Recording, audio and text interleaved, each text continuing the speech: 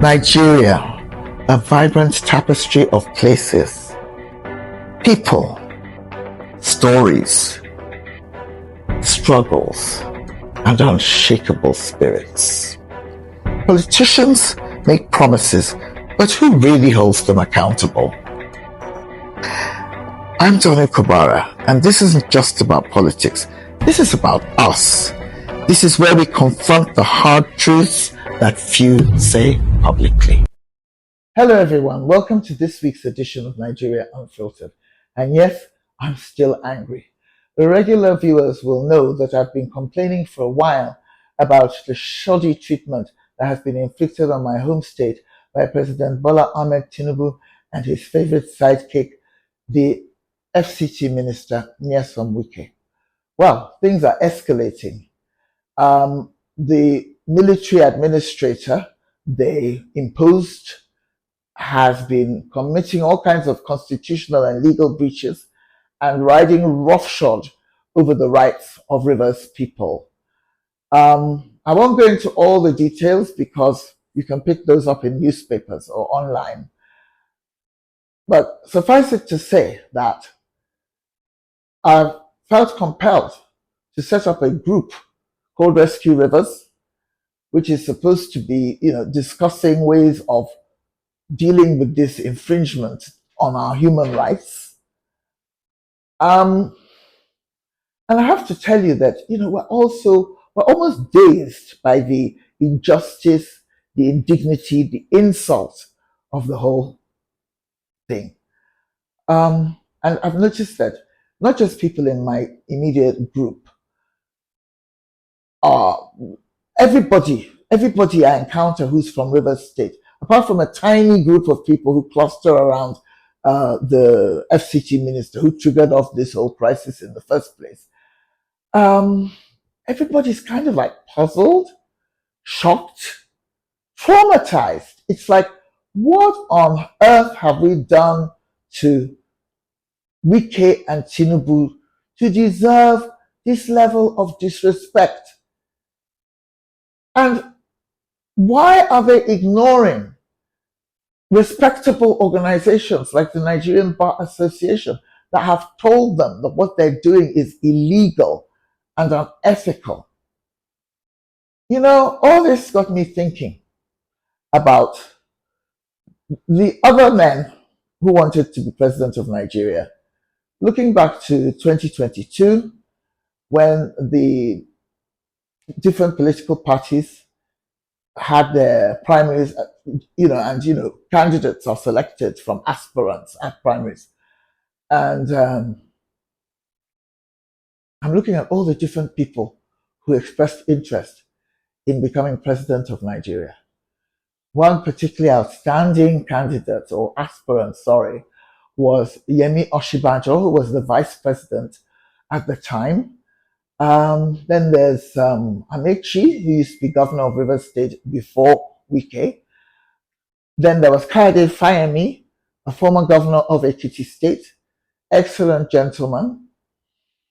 And then none of them, they were all members of the same party as Tinubu, and none of them made it. Tinubu was selected by the APC. I don't know why, because to me, he was the weakest candidate. But I guess he was strong in ways that matter in Nigeria. He was by far the richest, and we all know what that means in Nigerian political terms. Okay, so he got his party nomination and he became the candidate, beat all the other aspirants. And then he went to face the candidates of other parties, Atiku Abubakar, who was the candidate of the PDP, and Peter Obi, my favorite, who was the candidate of the Labour Party. Now, looking back, I'm just thinking about each of these individuals. I've met all of them. I know all of them to some extent. One or two I know very well. Some just, to say hello to or to have met them over the years. And I can honestly say that it is my honest opinion that every single person who wanted to be president would have done a better job than Tinubu is doing. um, both from his own party and from other parties. I mean, obviously, I backed Obi, so I wish Obi had won. But quite frankly, I think I'd have been fine if Atiku had won. I mean, I'm sure Atiku would have done better than what we're going through now. Okay? Actually, let me not say I'm sure, because actually you never really know in life. You know, Tinubu, I met him in 2018 or 2019 in London, and I found him to be very genial, and he had quite a good track record. You know, he's been quite an effective governor of Lagos. I mean, there are lots of people who didn't like him, but, you know, I mean, nobody likes everybody, and everybody is not liked by everybody. And, you know, I don't remember any major things about him that made me think, oh God, what a terrible man. So he'd been okay as governor of Lagos. He had fought off some serious overreach situations from federal, you know, from Abuja, where the federal capital is. I should stop explaining, because most of the people who are watching this video are Nigerians. They know these things. But I always have it in mind that some of my viewers are foreigners. So anyway, so when Tinubu was governor of Lagos State, he had to deal with quite a few injustices thrown at him from Abuja, from the central government. And he seems to have managed those quite well. And before that, he was an activist, a democracy activist in Nadeko. He was even in exile for a while because he was fighting against the tyranny that Nigerians were being put through by Abacha, the military president at the time, the head of state at the time.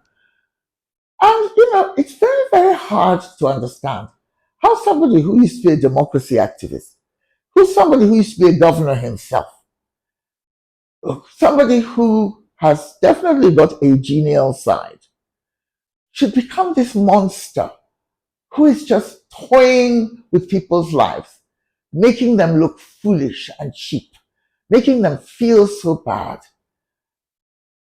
It's hard to believe that somebody who has experienced what he has experienced should do the same thing to a guy who is governor of Rivers State right now. Hard to imagine that somebody who fought against military rule should be the very man who brings martial law to one of the states in the federation. And it's not like Rivers State was going through some huge conflagration. In fact, Rivers is a lot more peaceful than a lot of states that he has not fixed his gaze on. I mean, you have places up north, for example, where school children are abducted, emirs are terrorized, farmers are murdered, and all sorts of, and you know, Islamic terrorists are running riot. And none of those states, he has not felt the need to create a state of emergency in any of those states. Only in Rivers, because we have oil money, or because he regards Rivers as politically strategic within the context of his ambitions for the next election in 2027. So, you know, kind of very disappointed in Tinubu, never knew he'd be this kind of president. And I mean, I didn't expect him to be ideal. I never knew he'd be this bad, you know?